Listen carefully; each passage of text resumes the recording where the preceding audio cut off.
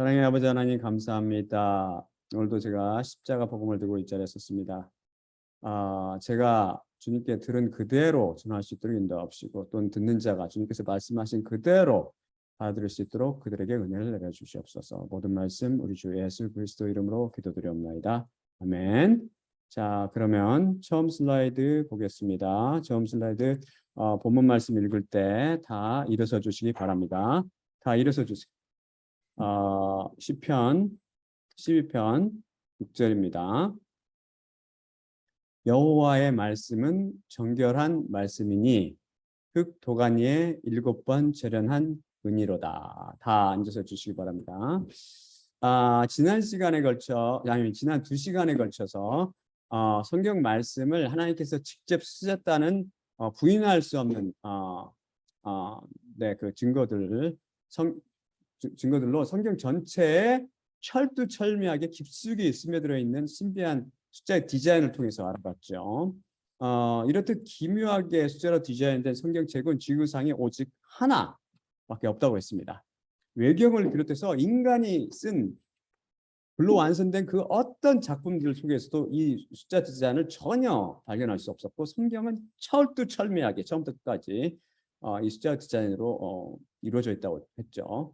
이것을 통해서 우리가 무엇을 알 수 있다고 그랬어요? 성경책이 초월적인 존재에 의해서 쓰였다는 것, 그리고 이 초월적인 존재가 그냥 과연 누구냐, 그걸 보니까 그 내용이 밝히 증언하듯이 그것이 바로 하나님, 곧 예수 그리스도임을 라는 것이 증명되었습니다. 그렇게 나온다는 숫자를 해보니까 누구도, 여러분도 언제든지 계산하면 이렇게 나온다는 겁니다. 그것에 대해서도 누구도 부인할 수 없는 거죠. 그걸 무시할 수는 있지만 부인할 수는 절대 없는 것입니다. 그러니까 그걸 통해서 하나님께서 초월적인 존재가 살아계시고 그 초월적인 존재가 하나님이라는 것이죠. 지구상에 기묘한 숫자 디자인을 완성된 성경책이 오직 하나라는 것은 우리에게 어떤 기쁜 소식을 전해줘요? 그것은 이반 판인이라는 사람, 이반 판인. 오케이. 그 사람의 일생의 그 헌신적인 그 작업을 통해서 지구상에서 소실되었던 히브리어 및 헬라어 원문이 복구되었다는 기쁜 소식입니다. 성경은 보통 원본 있는데 그 원본으로부터 베껴 쓰는 걸 사본이라고 해요. 필사하는 거 베껴 쓰는 걸 사본이라고 하는데 그 사본들을 쭉 이제 이렇게 베끼면서 쭉 나가잖아요. 그래서 현존하는 사본들은 모두 원본의 사본이죠. 원본을 베껴 쓴 거. 이 다른 사본들을 현재 존재하는 사본들은 다른 사본들의 결국 후손이에요. 디센던트라고 하는데 후손이라고 그러는데 사본들에 따라서는 서로 후손이나 그런 조상 관계가 아니고 친척 관계인 경우도 있어요. 친척 관계. 둘 다 하지만 이들도 둘 다 공통 조상에서 파생된 거죠. 어떤 사본들은 서로 멀리 떨어져 있는 경우도 있고 어떤 경우는 가까운 경우도 있고 이런 의미에서 사본을 사람에게 비유할 수 있습니다. 근데 이 사본의 특징은 뭐냐면 일반적으로 부모가 오직 한 명뿐이죠. 그것도 어떻게 보면 인간과 비슷해요. 우리 부모는 오직 쭉 거슬러 올라가면은 아담과 이브잖아요. 마찬가지로 이것도 원본 하나뿐입니다. 그래서 하지만 여기에는 여러 사본들을 비교해서 베낀 그런 사본들도 있거든요. 제가 좀 설명해 드리겠지만 그 사본은 죄입니다. 사본들의 그런 여러 가지 텍스트, 그 본문을 연구하여 그들의 친척 관계를 규명하는 것을 뭐라고 하냐면 텍스트 친척 연구, 영어로는 The Study of Textual Kinship이라고 합니다. 이 작업이 완료되면 어떻게 하냐면 이것을 이용해서 텍스트의 역사를 추적하고 여기서 원본 텍스트를 찾을 수 있는 거죠. 그래서 또한 사본의 본문 형태, 곧 텍스트 타입을 연구하다 보면 사본들이 서로 다른 특징과 내용을 가지고 있어. 그들만의 특징과 내용에 따라서 이게 분류할 수 있어요. 어떻게 분류하냐면 국가와 부족과 가족과 친구처럼 이렇게 분류할 수 있습니다. 이것을 조앤 엘 브레이트 벵겔이라는 사람이 했는데 이들 부류 가장 큰 범주는 현대에는 뭐라고 부르면 국가에 해당하는 것은 텍스트 타입. 이 사람이 이 말을 안 썼지만 요즘은 텍스트 타입이라는 말로 부릅니다. 이것은 원본이 비교적 잘 보존된 구약 사본이 아니고 사본 간의 차이가 상당히 두드러진 신약 사본을 분류할 때 씁니다. 현존하는 구약 히브리어 사본은 10,000개가 넘어요. 근데 대부분이 조각난 것, fragmented manuscripts라고 하는데 조각난 것이고 complete manuscript, 곧 온전한 성경책 형태로 된 것은 두 가지. 하나가 Dead Sea Scroll이라고 해서 사해사본, 다른 하나가 뭐 Syriac text로 해서 마수라 사본, 많이 들어보셨을 거예요. 근데 마수라 사본에는 또 뭐가 있냐면 알레포 코덱스와 레닌그라드 코덱스가 있습니다. 코덱스라는 게 책이란 말이죠. 이게 또 이게 책 모양으로 됐기 때문에 책이라는 뜻입니다. 현존하는 신약, 그리고 구약은 그렇고 신약 헬라 사본은 완전한 것과 조각난 것을 다 포함하면 약 5,800개. 헬라어로 가장 오래된 사본 둘이 뭐냐면 바티칸 사본, 이거 갖다 The Codex Vaticanus라고 부르는데 바티칸 그 로마 교황이 바티칸에 보관되어 있고, 다른 하나가 시나이 사본 The Codex Sinaiticus라고 되어 있는데 이것은 영국 박물관에 지금 보관되어 있습니다. 라틴어된 사본들도 한 10,000가지가 넘고, 또한 그 옛날 고대어 대표적인 게 Slavic, Gothic, and Ethiopic, and Coptic, and Armenian 이런 사본들이 9,300개가 넘는다고 그럽니다. 근데 이들 중 신약의 헬라어 사본들, 이들 사본들은 대부분 사본들이 대동소이해서 이를 majority text라고 해서 간단하게 M text라고 불리는데, 이들 중 또 대부분이 또 90%, 이 텍스트 중 90%가 비잔틴 텍스트 타입입니다. 비잔틴 텍스트 타입. 이에 반해서 가장 오래된 사본이라고 아까 두 가지 말씀드린 바티칸 사본과 시나이 사본 등 이집트 알렉산드리아 주위에서 발견된 사본들이거든요. 이것을 알렉산드리안 텍스트 타입이라고 하는데, 이것들을 바탕으로 해가지고 다른 사본들을 면밀 검토하여 완성된 사본을 The Modern Critical Manuscript라고 부르며, 이것을 한 사람이 유명한 사람이에요. 브룩 웨스캇과 펜턴 홀트가 1881년 The New Testament in the Original Greek 이란 이름의 헬라어 성경을 출판하였습니다.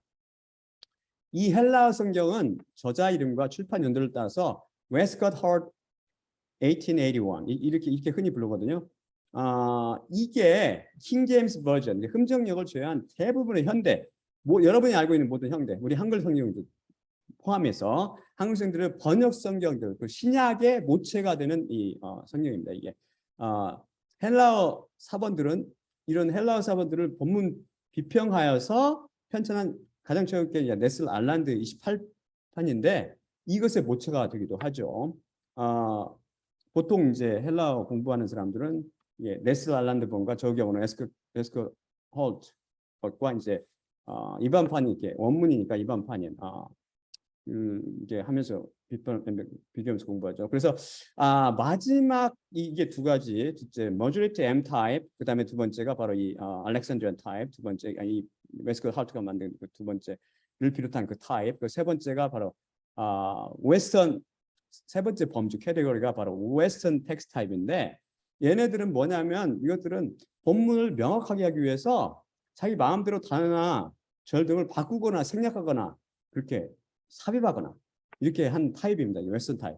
그래서 이것들은 몇 개 안 돼요. 몇 개 안 되고, 또한 성경 연구가들이 이건 별로 선호하지 않죠. 자기들 못 들었는데 그걸 누가 믿어요, 그걸.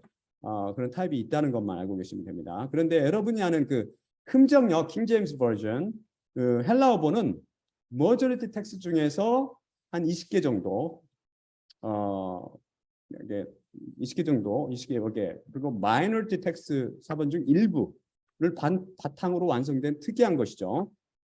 이것을 뭐라고 부르냐면 TR, 텍스투스 리셉투스라고 부르는데, 이것은 에라스무스라는 사람이 1516년에 편집하여 출판한 헬라어 성경을 이름하는 것입니다. 이건 특수한 텍스트 타입이 아니에요.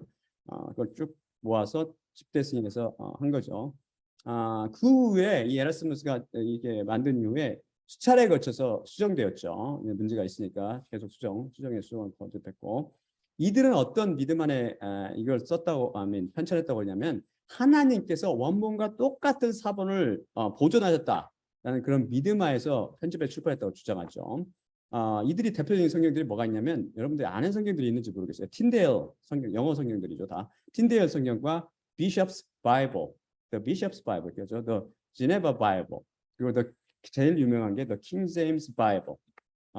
이것들이 다 이들의 신약 성경의 모체가 된 거죠. 따라서 TR, 텍스트 리셉투스는 4번의 텍스트 타입이 아니라 4번을 비교 분석하여 하나의 책으로 만든 헬라 성경책 이름입니다. 혼동하시면 안 돼요. 그래서 성경에 원본이 존재하지 않잖아요. 지금 다 소실돼서 없어졌기 때문에 현존하는 4번들을 아까 그 웨스크가 홀트가 했듯이 비교 분석하여서 이들 4번으로부터 원본의 정확한 문구를 결정하는 작업을 본문 비평 textual criticism이라고 합니다. 그런데 이렇게 성경 4번 연구가 따르면 이들 텍스트 타입, different 텍스트 타입들이 있었잖아요. 세 가지. 쭉 비교해 보니까 그들 텍스트 타입 사이에 20만 개에서 50만 개의 variant, 변형이나 변이가 있대요. 이런 변형이나 변이에도 엄청나죠. 이런 변형이나 하지만 이 변이나 변이에도 불구하고 이들 중 99%는 내용에 전혀 지장이 없다고 합니다. 왜냐하면 대부분이 한두 개의 스펠링 차이나 또는 어순이 바뀌고 Christ, Jesus Christ 이렇게 예수 그리스도 이렇게 이런 식으로 바뀐 거, 크리스토스, 예수스 이렇게 바뀐 것들 그런 것이기 때문에 대부분 99% 내용에 지장이 없죠. 하지만 이것은 종교인들의 생각이고 저는 일자무어의 절대 진리인 성경 오직 완전 무결하게 완전한 성경을 저는 갈급하게 찾고 있었기 때문에 저는 그런 성경을 찾고 있었죠. 그때 한국에 있을 때 어느 날 제가 나무로 된 그 사우나 룸을 샀는데 나무로 된 거 저기에서도 나오는 거 여러분 갖고 있는 분들이 계신지 모르겠는데 그 사우나를 하면서 그 시간이 아까우니까 저는 시간이 굉장히 아깝게 느끼는 사람 중에 하나인데 시간에 대해서 좀 약간 obsessive한 면이 있는데 그때 이 아까운 시간을 영어 성경을 좀 외우자 이런 생각을 마음 먹었죠. 그래서 어떤 영역권을 택할까 고민하고 있었는데 그 당시 제가 보던 어떤 종교지 일간지에 흠정역 곧 킹제임스 버전이 유일하며 무어한 성경이다라는 제목으로 광고가 실렸더라고요. 그래서 저는 그걸 읽고 나서 나는 킹제임스 버전의 구절을 외우자라고 작정하고 사우나 할 때 거기 앉아서 한 15분, 20분 정도, 30분 했던 걸로 기억이 나는데 성경 구절을 외우기 시작했습니다. 그래서 오직 흠정역 킹제임스 only를 단체에서 나온 그 God wrote only on Bible. 하나님께서는 한 성경만 썼다라는 그런 책도 읽어서 봤죠. 읽어보기로 하고 그랬죠. 하지만 하나님께서는 저를 위로부터 나게 하시면서 지혜 말씀을 주셨다고 그랬죠. 지혜 말씀을 주신 이후 히브리어와 헬라의 성경을 사모하는 마음을 제 마음에 심어주셨어요. 그래서 이로부터 난 후 저는 항상 성경을 언젠가는 히브리어와 헬라어 원본으로 읽어야지.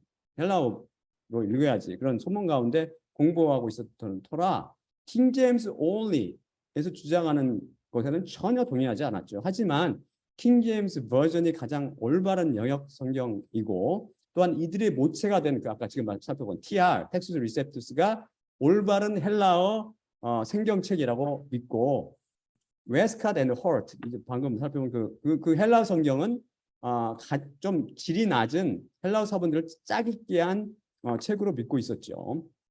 제가 한국에 있을 때는 킹제임스 버전을 4,109절 이상을 암송하고 있었습니다. 4,109절. 성경 구절을 암송하신 분들은 알겠지만 성경 구절을 외우는 건 그렇게 힘들지 않아요. 문제는 그것들을 기억 속에 retain, 저장하여 보관하는 것입니다. 조금이라도 반복을 게을리하면은 잊어버리죠. 제가 4,109절을 외웠을 때는 그걸 어떻게 리테인 시켰냐면 4,109절을 7로 쭉 나누어 가지고 그러면 609절 정도 되잖아요, 하루에. 609절을 이제 침대에 딱 누워가지고 뒹굴거리면서 천장 보면서 하루에 2시간 걸렸고 쭉 외우는데 2시간씩 일주일 쭉 외우면 처음부터까지 딱 끝납니다. 이렇게 반복이 되죠. 그런 식으로 외웠어요. 그래서 로마서를 비롯한 서신서들 중에서는 제가 처음부터 끝까지 외우는 것들이 제법 있었죠. 그래서 로마서를 예로 들면 수십 번 내지 100번 이상을 암송했을 것입니다, 아마. 근데 제가 미국에 이민 오면서 제가 인턴 레지던트 하느라 너무 바빠서 성경 볼 시간도 없었고 그때 꿈이 성경을 연구하는 거라고 제가 말씀 먼저 드렸는데 성경을 항상 사모하면서 살았어요 그때. 근데 반복할 시간이 전혀 없어서 다 잊어버렸어요. 그래서 아마 다시 암기하면 복구되지 않을까 이런 생각이 드는데 제가 설교 중에서 여러 번 말씀드렸다시피 킹 제임스 버전을 비롯한 번역 성경 자체 오역이 너무 많기 때문에 이제는 언젠가는 히브리어와 헬라어를 원어로 성경 구절을 외울까 지금 계획 중입니다. 근데 이반 판이라는 사람 평생 업적 중 제일 중요한 것은 뭐냐면 원문 성경을 복원했다는 것입니다. 여러분들이 아시듯이 히브리어와 헬라어로 기록된 구약 및 신약 원본들은 모두 소실되거나 닳아져서 없어져 버렸어요. 오래니까 닳아져서 없어지거나 소실되거나. 하지만 그는 이미 말씀드린 것 같은 숫자책으로 성경 말씀이 기가 막히게 짜여 있다는 것을 발견하고 현존하는 사본 중에 어떤 것이 진짜이고 어떤 것이 가짜인가를 분별하는 작업을 했습니다. 그 평생을 통해 40년 이상을. 진짜에는 어때요? 가짜에는 없는 기묘한 숫자 디자인이 수입표, 제가 워터마크라고 그랬죠. 성경 전체를 통해서 관통하고 있기 때문에 처음부터 끝까지 그 어디를 랜덤하게 뽑아서 해도 거기 숫자가 쫙 나오는 거죠. 왜? 하나님께서 이렇게 만드셨기 때문에. 인간은 불가능해요, 그거를. 그렇기 때문에 예를 들어서 여러분이 저처럼 말씀이 절대 진리고 완전 무결하게 일체의 오류 없이 완성되었다는 걸 믿는 사람이라면 어떤 사람이 세계의 다른 사본을 갖다 주었어요. 그래서 저희가 이반 반인이 가르쳐준 그러니까 리트머스 시험지로 그 용역을 시험하듯이 이미 배운 그 히브리어 헬라 그 알파벳 숫자 체계를 이용해서 사본을 쭉 검증했어요. 해봤더니 하나는 우리가 살펴본 숫자가 기막힌 디자인으로 되어 있어서 그 어디를 펴서 살펴봐도 명확히 맞아떨어지고 둘째 사본은 다 맞는데 딱 한 구절만 다르고 셋째 사본은 일부는 맞고 일부는 맞지 않았어요. 그러면 여러분은 어떤 사본을 원본과 동일한 걸로 간주하여 취해서 읽고 묵상하며 연구하겠습니까? 저라면 당연히 하나도 예외 없이 정확히 완전한 숫자 체계로 디자인된 그 성경 그 사본을 제가 선택하겠죠. 저라면 그게 왜 그래요? 그거는 바로 우리가 배운 이미 성경 자체가 그 말씀을 서포트하고 있잖아요. 이사야서 34장 16에서 17절 그 말씀과 정확히 맞기 때문입니다. 그것을 이 말씀에 대해서 우리가 3번 이상 살펴봤잖아요. 그러니까 하나님께서 직접 그 입이 명하셨고 그 영이 그를 모으셨기 때문에 하나님께서 그 줄을 재주시고 그걸 갖다가 제비 뽑아 나누셨기 때문에 정확히 짝이 없는 것이었고 맞아 떨어지기 때문에 그렇습니다. 판인이 구약 그 사본들을 그 숫자 기법을 이용해서 시험해 보니까 그가 내린 결론은 현존하는 사본들은 대부분이 변질되거나 왜곡되지 않고 원본과 거의 똑같은 정확도를 가진 것으로 발견했어요. 이 사람은. 제가 읽었던 처음 이제 고민하면서 판인을 만나기 전에 그때 고민했던 그 논문, 저를 고민하게 만들었던 그 논문을 쓴 그 신학자 주장과 전혀 딴판이죠. 왜 그래요? 이렇게 쫙 맞을 수밖에 없는 게 하나님께서는 성경 말씀을 철저히 지키시기 때문에 그래요. 철저히 지키시고 보존하십니다. 이분은 살아계셔가지고. 신학이라는 철학을 통해서는 절대 결코 진리를 발견할 수 없죠. 하지만 판이는 구약 사본 중에서도 변종이 있다는 것을 발견했어요. 약간 차이가 있다는 거죠. 방금 살펴본 것 중에서 살펴봤듯이 히브리어 사본들 대부분은 조각난 것들이고 처음 성경책을 처음부터 끝까지 갖고 있는 게 두 가지라고 했죠. 그게 뭐라고 그랬어요? 마소라 사본과 사해 사본. 근데 이제 마소라 사본을 제일 많이 보는데 그 마소라 사본 안에도 몇 가지 미미한 차이가 있는 것을 이 사람이 발견했어요. 그래서 이 사람이 딱 지적한 것은 어디냐면 구약이 3군데가 있는데 창세기 9장 24절 그리고 10장 21절 및 이사야 9장 2절입니다. 그들 중에서 가장 중요한 것은 이사야 9장 2절이거든요. 그걸 한번 살펴볼까요? 영어 번역 성경들이 어떤 히브리어 사본을 선택하냐에 따라서 이 구절을 다르게 번역합니다. 한번 살펴보겠습니다. 다음 슬라이드 보여주세요. 이사야 원본으로는 9장 2절, 그다음에 이제 우리 한글 성경이라든지 영어 성경으로는 9장 3절. 제가 간단히 이거는 다음 슬라이드 보여주세요 할 때까지 고정하고 계십시오. 이게 이제 헬라어로 돼 있고 그다음에 이제 영어로 돼 있는데 헬라어를 히브리어죠. 히브리를 잠깐 읽으면 히르비타 고이 로 가로에 있는 게 이 두 가지 여기서 차이 나는 겁니다. 로가 헬라는 오른쪽에서 왼쪽으로 읽는다고 그랬죠. 로 슬래시 로 이 두 가지가 사본마다 이 차이가 나 이게. 그다음에 달타 심하 심흐 레파네하 카 심핫 바 카질 카쉘 야길루 베할레캄 샬랄인데요. 이거를 NASB 그러니까 New American Standard Bible 1995년판을 제가 갖고 있는데 그것에 보면 뭐라고 되어 있냐면 Thou hast multiplied the nation, has increased its joy.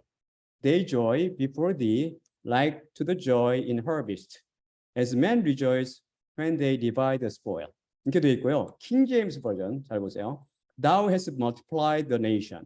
이것도 제가 외운 구절이에요. 사실. And 가르치고 and not increased the joy. 여기는 not 위에는 increased 됐고 밑에는 not increased the joy. They joy before thee according to the joy in harvest. And as men rejoice when they divide the spoil. 이게 차이가 완전히 나죠. 거꾸로죠. 거꾸로. 제가 이제 제대로 된 제가 갖고 있는 레닌그라드 본 중에서 제대로 된 것을 읽으면 당신이 그를 위해 그 나라를 번성하게 하며 그 기쁨을 크게 하셨으니 그들이 당신 앞에서 기뻐하니 추수할 때의 기쁨과 전리품을 나눌 때의 즐거움 같으니이다. 그 밑에는 제가 셉터진타를 했는데 읽지는 않을게요. 근데 셉터진타도 올바른 성경을 채택했어요. 셉터진타가 보다 원본에 가깝다고 그랬죠.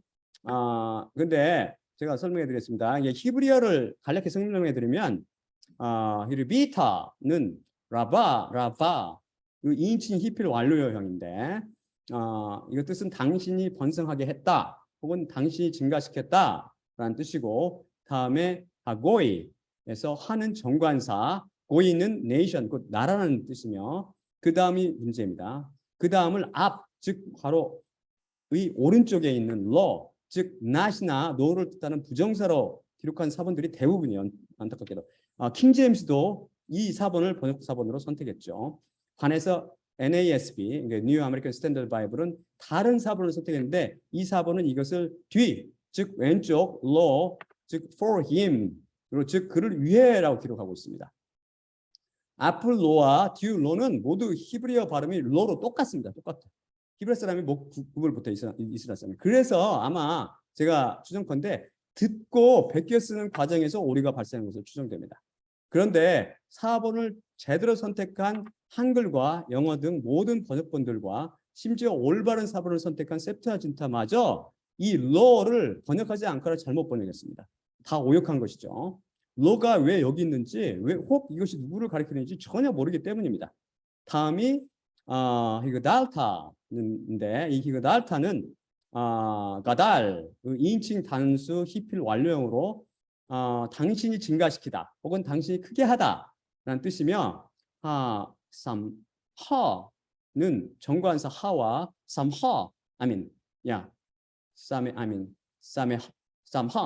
삼하 즉 기쁨이나 행복이라는 단어가 붙은 꼴입니다.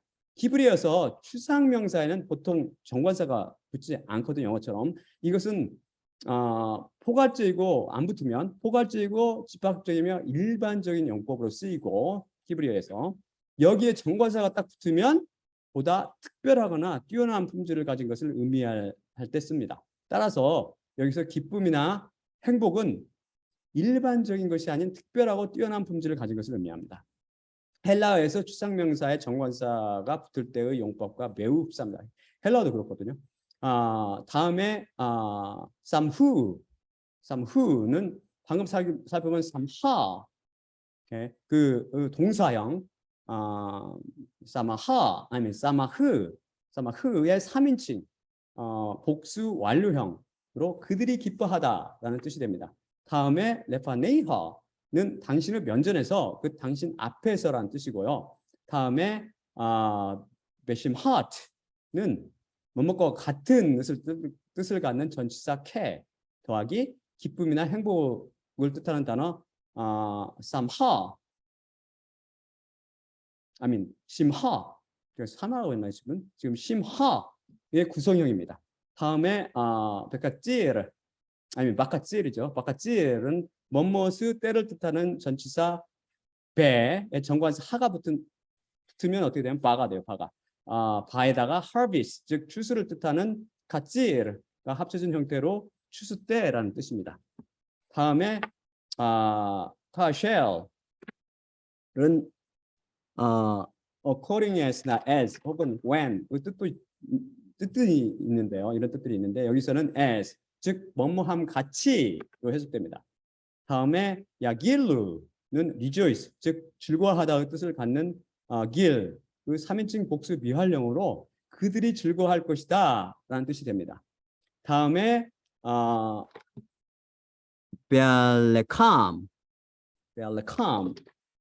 뭐뭐 할 때 뜻을 갖는 전치사 할락 그 3인칭 복수 피엘령 부정사로 나누다 혹은 분배하다의 부정사입니다. 다음이 샬랄은 전리품이나 포획물이라는 뜻을 갖습니다. 그래서 벨레캄 샬랄 이것은 전리품을 나눌 때라는 뜻이 되고 처음부터 읽어서 카쉘 야길루 벨레캄 샬랄은 그들이 전리품을 나눌 때 즐거워한 것 같이 뜻이 됩니다. 그래서 이사야 9장 2절 그 히브리 원문 3절은 이제 다른 번역본도 3절 이 절 나누기를 약간 다르게 해서 번역하면 당신이 그를 위해 그 나라를 번성하게 하며 그 기쁨을 크게 하셨으니 그들이 당신 앞에서 기뻐하니 추수할 때의 기쁨과 전리품을 나눌 때의 즐거움 같으니이다가 됩니다. 한인이 이사야 이 구절을 숫자 기법을 이용하여 시험해 보니 이것이 부정을 나타내는 앞으로 로 킹제임스가 했던 것처럼 로로 하면 숫자 디자인이 전혀 나타나지 않고 오직 그를 위해를 뜻하는 로 왼쪽에 그 로 뒤에 로로 할 때 숫자 디자인이 기막히게 살아남을 확인하였습니다. 그래서 후자가 원본임을 알 수 있습니다. 따라서 흠정력이 4번 선택을 잘못함으로 오역을 범하게 되었습니다. 그래서 흠정력 구호를 주장하는 이들이 잘못되었음을 다시 확인할 수 있는 거죠. 사실 이 구절은 굳이 판인의 도움을 빌리지 않아도 반드시 후자를 선택해야 하는데 그 이유는 바로 이전의 두 구절 때문입니다. 다음 슬라이드 보여주세요. 다음 슬라이드요. 이사야 9장 1에서 2절입니다. 하지만 이전의 때처럼 그 땅 곧 괴로움 가운데 살던 자들에게 어두움이 없으리라. 그분께서 스불론 땅과 납달리 땅을 무시하였으나 나중에는 해변길과 요단 저편 이방어 갈릴리를 영광스럽게 하셨느니라. 어둠 중에 거닐던 그 백성이 큰 빛을 보고 암흑의 땅 안에 거주하던 자들 위에 빛이 비치도다. 어때요 여러분? 이 구절이 귀에 익으십니까? 스불론, 납달리, 및 갈릴리가 등장하네요. 잘 모르시겠다면 제가 힌트를 더 드리도록 하겠습니다. 다음 슬라이드 보여줄까요? 마태복음 4장 12에서 16절입니다. 그래서 그러나 그분께서 요한이 넘겨졌다고 들으시고 갈릴리로 물러가셨느니라. 그리고 나사렛을 떠나 스불론과 납달리 경계 안에 있는 해변가 가버나움에 가서 사시니 이는 선지자 이사야를 통해 말씀하여진 것을 이루려 하심이라.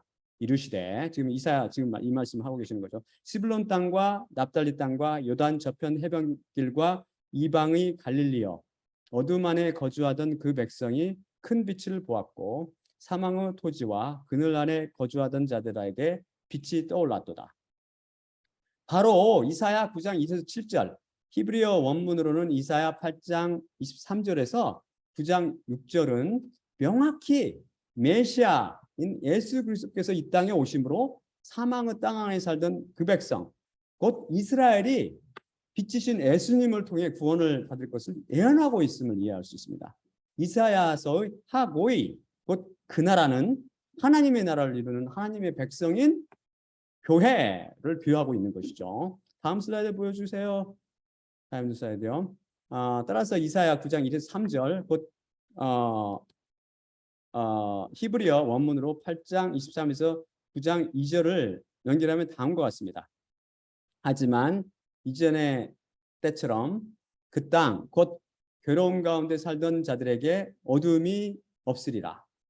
그분께서 스불론 땅과 납달리 땅을 무시하였으나 나중에는 해변 길과 요단 저편 이방어 갈릴리를 영광스럽게 하셨느니라. 어둠 중에 거닐던 그 백성이 큰 빛을 보고 아무 땅 안에 거주하던 자들 위에 빛이 비치도다. 당신이 그를 위해 그 나라를 번성하게 하며 그 기쁨을 크게 하셨으니 그들이 당신 앞에서 기뻐하니 추수할 때의 기쁨과 전리품을 나눌 때의 즐거움 같으니이다. 이제 이해가 가십니까? 따라서 이방 판인의 도움을 받지 않아도 Thou hast multiplied the nation and not increased the joy. 즉 당신께서 그 나라를 번성케 하셨으나 그 기쁨을 크게 하지 아니하셨으니 라고 번역한 훈정력이 오류임을 알 수 있죠. 예수님께서 이 땅에 와서 그 나라 곧 하나님 나라를 크게 하였고 십자가를 통해서 하나님의 백성인 그리스도인들을 죄와 사망과 마귀 권세로부터 해방시킴으로 우리에게 기쁨을 크게 하셨습니다. 하나님 나라를 번성하게 하셨지만 그 기쁨을 크게 하지 않았다는 것은 그게 말이 됩니까? 지금 저는 커다란 기쁨 안에서 성경 말씀 준비할 때 커다란 기쁨 안에서 준비를 하고 설교를 준비하고 또한 선포할 때도 기쁜 마음으로 전하거든요.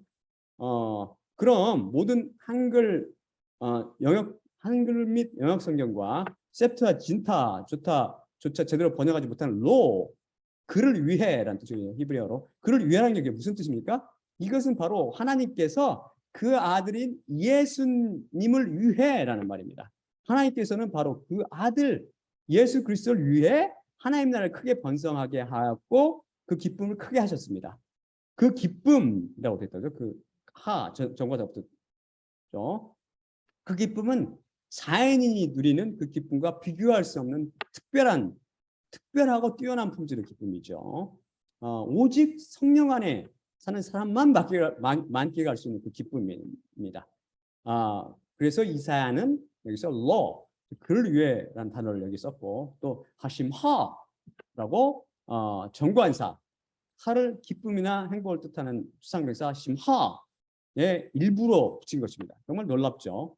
놀랍게 예수님께서 오심으로 설명 쫙 이루어지잖아요. 성경 자체가 예수 그리스도의 증거라고 했잖아요. 십자가에 대한 증거, 십자가를 통해서 우리한테 이런 커다란 기쁨이 오는 거라고요.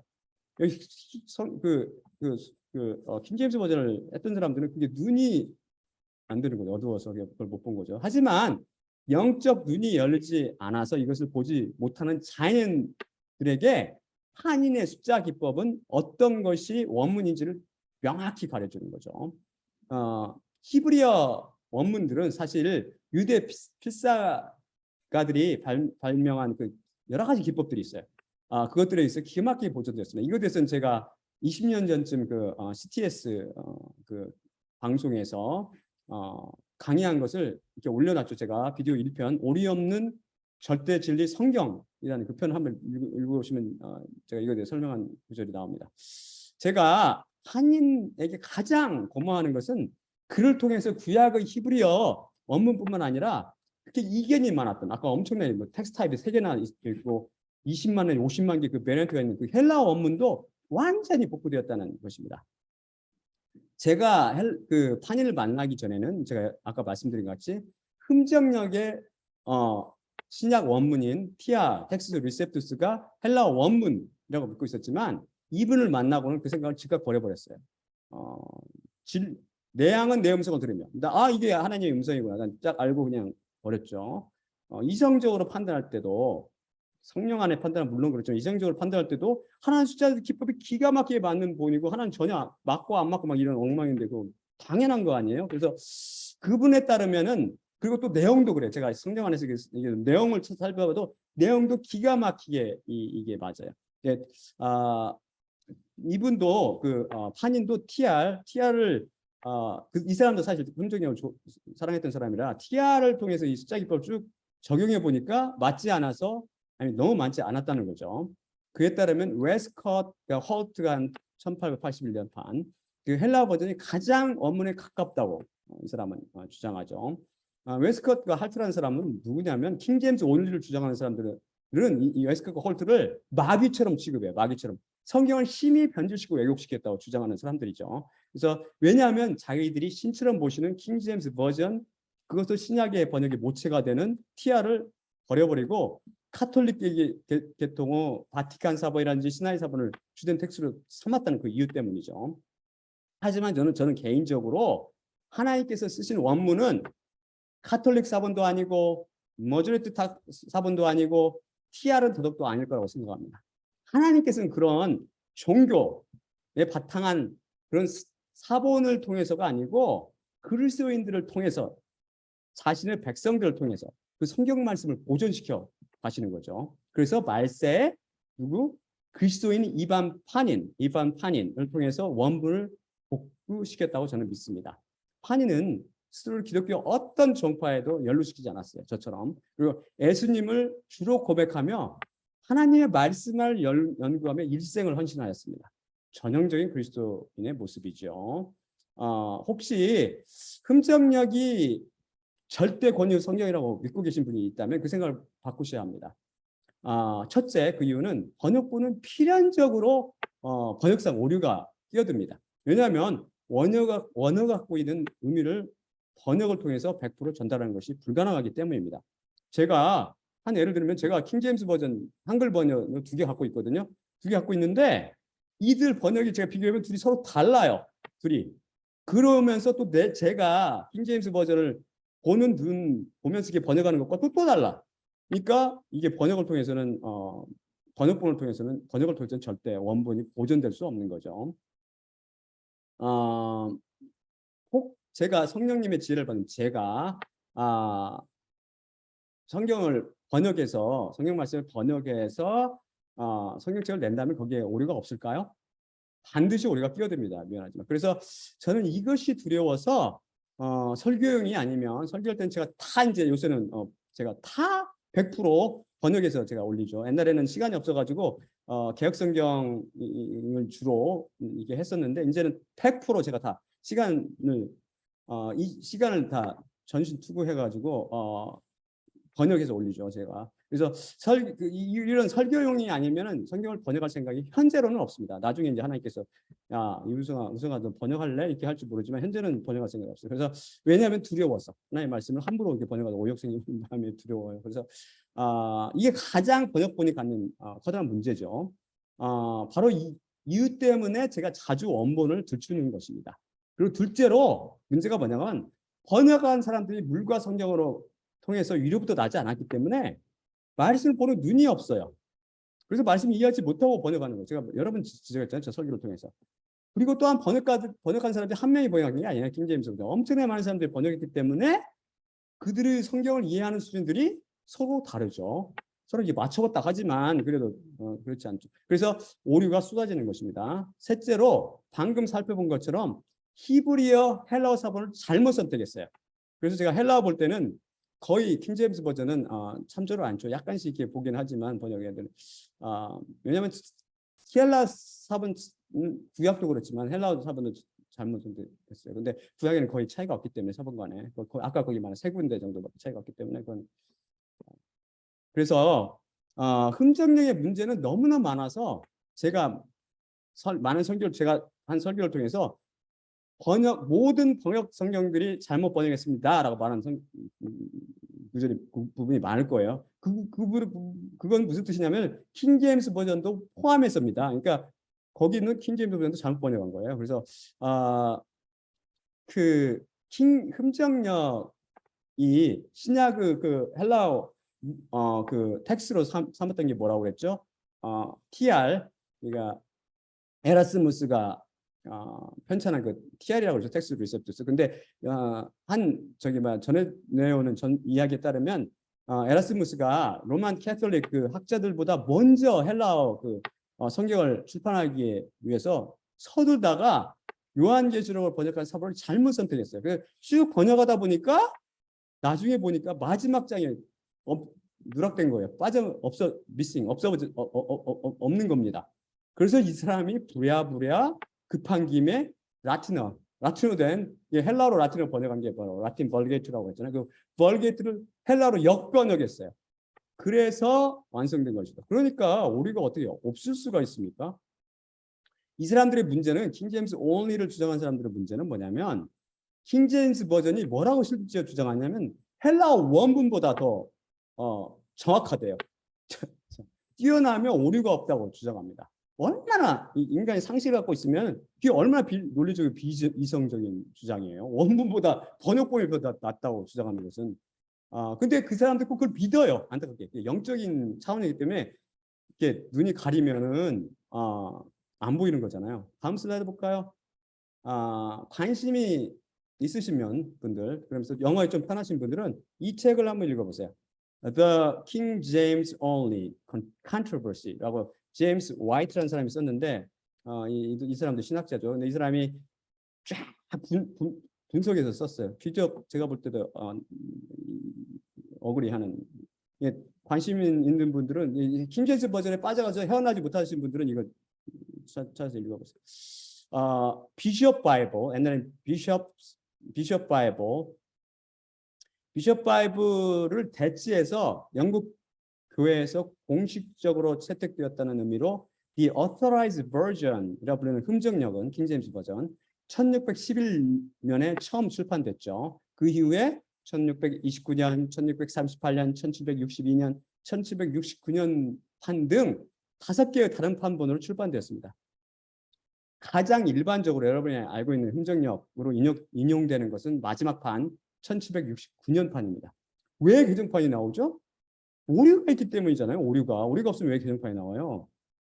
오류가 있기 때문에 개정판이 나오는 거죠. 하지만 저도 흠정역을 굉장히 사랑했고 아까 말했죠. 4109절이었으니까요. 그리고 이반판이도 이 성경을 매우 사랑해서 그가 성경을 영어로 번역한 게 있거든요. 이반판이 영어로 번역한 것이 Numeric English New Testament. 여러분 구할 수 있습니다. 그 문체를 읽어보면 정확히 킹제임스 버전 문체예요.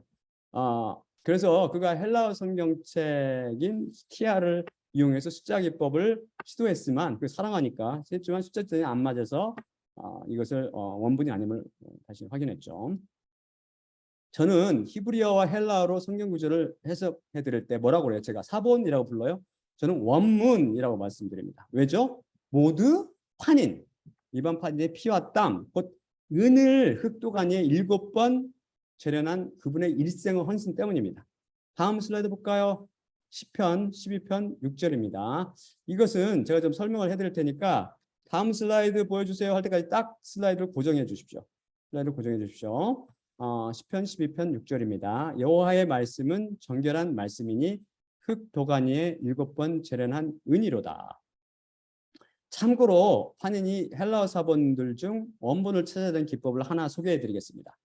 가장 오래된 사본인 바티칸 사본과 시나이 사본에 나오지 않아 원본이 아닐 것으로 웨스컷과 헐트를 비롯한 많은 사본 연구가들이 생각했던 마가복음 16장 9에서 20절과 가늠한 여인의 기사인 요한복음 7장 53에서 8장 11절 이 두 사본이 안 나오기 때문에 그래서 제가 이 사본들은 원본이 하나님께서 보존한 원본이 아닐 거라고 제가 믿는 이유가 바로 그거예요. 이 중요한 말씀들이 빠져 있을 때 그게 원본입니까? 그게 아니죠. 이것 중에서 바로 이것들을 다른 사람은 다 이거 아니야 하고 했는데 그 이반판이 이거를 숫자 기법을 통해서 원본임을 증명하였죠. 그중 마가복음 16장 9에서 20절을 한번 살펴볼까요? 그가 발견한 것은 성경 말씀의 기본 골격이 7이라는 숫자로 놀랍게 짜여있다는 것이라고 살펴봤죠. 저번 2시간에 걸쳐. 그는 성경 구절 중에서 발견한 숫자의 디자인을 numeric feature나 간략히 feature, 즉 숫자적 특징 혹은 특징이라고 불렀습니다.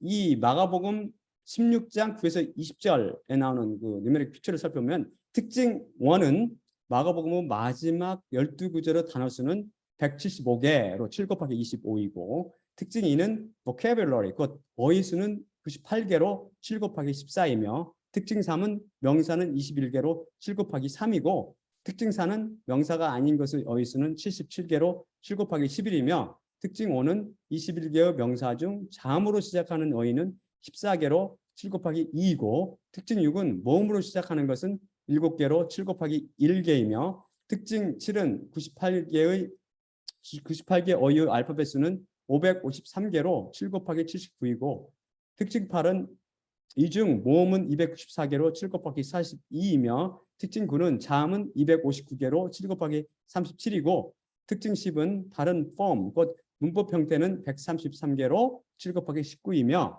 특징 11은 이들 133개의 문법 형태의 숫자 값은 89,663으로 7 곱하기 12,809이고 특징 12는 이들 문법 형태 중 한 번만 등장하는 것은 112로 7 곱하기 16이며 특징 13은 2번 이상 등장하는 것은 21로 7 곱하기 3이고 특징 14는 98개의 어휘 중 이 구절들 앞에 나온 구절들에서 사용된 단어는 84개로 7 곱하기 12이며 특징 15는 마가복음의 다른 구절에서 나오지 않고 여기에만 나오는 단어는 14개로 7 곱하기 2이고 특징 16은 98개의 어휘 중 그리스도께서 그의 제자에게 하신 말씀은 42개로 7 곱하기 6이며 특징 17은 그리스도께서 쓰지 않는 어휘는 56개로 7 곱하기 8이고 특징 18은 여기 등장하는 175개의 단어 중 예수님께서 쓰신 단어는 56개로 7 곱하기 8이며 특징 19는 175개 단어 중 예수님께서 하신 말씀에 포함 안 되는 것이 119개로 7 곱하기 17입니다. 이 구절은 9에서 11절, 10에서 18절, 19에서 20절 등 세 소절로 다시 세분할 수 있는데 특징 20은 첫째 소절 안의 단어 수가 35개로 7 곱하기 5이고 특징 21은 이 소절의 숫자 값은 17,213으로 7 곱하기 2,459이며 특징 22는 9절과 11절의 숫자 값은 11,795로 7 곱하기 1,685이고 특징 23은 10절의 숫자 값은 5,418로 7 곱하기 774이며 특징 24는 10절의 첫 단어의 숫자 값은 98로 7 곱하기 14이고 특징 25는 10절의 마지막 단어의 숫자 값은 791로 7 곱하기 113이며 특징 26은 10절의 나머지 단어들의 숫자 값은 4,529로 7 곱하기 647이고 특징 27은 첫 소절 안의 35개의 단어 중 모음으로 시작하는 것은 14개로 7 곱하기 2이며 특징 28은 자음으로 시작하는 것은 21개로 7 곱하기 3이고 특징 29는 모음으로 끝나는 단어는 21개로 7 곱하기 3이며 특징 30은 자음으로 끝나는 것은 14개로 7 곱하기 2이고 특징 31은 35개의 단어의 음절 수는 84개로 7 곱하기 12이며 특징 36은 둘째 소절의 단어 수는 105개로 7 곱하기 15이고 특징 36은 셋째 소절의 단어 수는 35개로 7 곱하기 5이며 특징 37은 신약의 그 어디에도 등장하지 않은 단어가 18절에 등장하는 deadly, 곧 치명적인 이라는 뜻을 갖는 thanasimos인데 이 단어의 숫자 값은 581로 7 곱하기 83이고 이 단어 하나가 7개 이상의 놀라운 특징을 가집니다. 이 구절들이 제가 말씀드린 마가복음 구절들 12구절 37개의 특징으로 우연히 디자인되었을 가능성은 7을 연속해서 37번 곱한 것분의 1입니다. 37번 곱. 판이는 이 12구절이 놀랍게 숫자로 디자인되었을 뿐만 아니라 다른 성경 구절처럼 디자인 속에 다른 디자인이 되어 있으며 또한 그 속에 다른 디자인이 되어 있음을 발견했습니다. 독립된 문단이 그 안에 자신만의 디자인으로 되어 있고 어휘들도 자신만의 디자인으로 되어 있으며 문법 형태들도 자신만의 디자인으로 되어 있음을 발견했습니다. 정말 놀랍죠. 제가 흠정영어 모태가 된 TR과 비교해보니 이 12구절 속에서 무려 14개의 헬라어 단어가 차이가 나왔더군요. 그러니 그런 숫자의 디자인을 전혀 구성하지 못하는 TR을 어찌 원문이라고 주장할 수 있겠습니까? 판이는 일생의 업적으로 1944년 The New Testament in the Original Greek 이런 제목으로 신약 헬라어 성경 원문을 출판했습니다. 제가 이 책을 종이로 된 페이퍼 에디션과 일렉트로닉 에디션, 그 이북으로 갖고 있는데 이것을 처음 아마존에서 발견하고 얼마나 기뻤는지 모릅니다.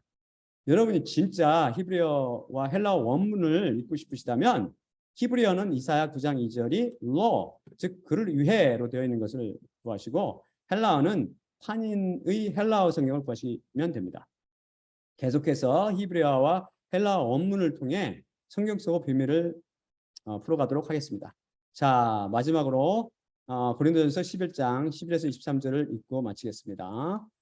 내가 너희에게 전한 것은 주님께 받은 것이니 곧 주 예수님께서 잡히시던 밤에 떡을 취하시고 감사하신 후 떼어 이르시되 이것은 너희를 위하는 내 몸이니 이것을 행하여 나를 기억하라 하시니라. 식후에 또한 그와 같이 잔을 취하시고 이르시되 이 잔은 내 피로 세운 새 언약이니 이것을 행하여 마실 때마다 나를 기억하라 하시니라. 그러므로 너희가 이 떡을 먹으며 이 잔을 마실 때마다 주님의 죽으심을 그분이 오실 때까지 전파할지니라. 예수님의 몸과 피로 상징되는 떡을 떼며 잔을 마실 때마다 십자가에 달려 돌아가시어 피로 생명 말씀을 쓰시고 판인을 통해 원본을 복구시킨 예수님만 바라봅시다. 또한 나의 십자가를 기억하고 내가 다시 올 때까지를 전파라고 말씀하신 예수님의 십자가와 그분의 죽으심을 기억하고 전하며 성경 말씀을 통해 죄와 사망과 마귀의 권세가 가득 찬 이 세상으로부터 구원시켜달라고 기도하며 성경 말씀을 묵상하며 사시기 바랍니다. 그러면 자, 제가 기도하고 마무리 짓겠습니다. 사랑의 아버지 하나님 감사합니다. 오늘 말씀을 통해서 주님께서 얼마나 기가 막히게 성경 말씀을 직접 쓰셨으며 또한 주님께서 얼마나 철저하게 그 귀한 생명 말씀을 보존하고 있는지를 배웠으며 주님께서 당신의 종을 통해서 판인을 통해서 또한 이 말씀을 이 숫자 디자인을 발견케 하고 그것을 기가 막히게 복원시켜 주심을 감사드립니다. 이제 저희가 원본은 소실됐으나 그 원본과 똑같은 성경 말씀을 가지고 있으니 이 말씀을 통해서 저희가 진실로 죄와 마귀와 사망 권세로부터 해방되게 하여 주시옵시고 이 해방됨을 통해서 진실로 우리 가운데 기쁨이 가득 차게 하옵시고 이로 인해서 주님께서 이사야 9장 말씀을 성취시켜 주시옵소서. 모든 말씀 우리 주 예수 그리스도 이름으로 기도드리옵나이다. 아멘. 아멘.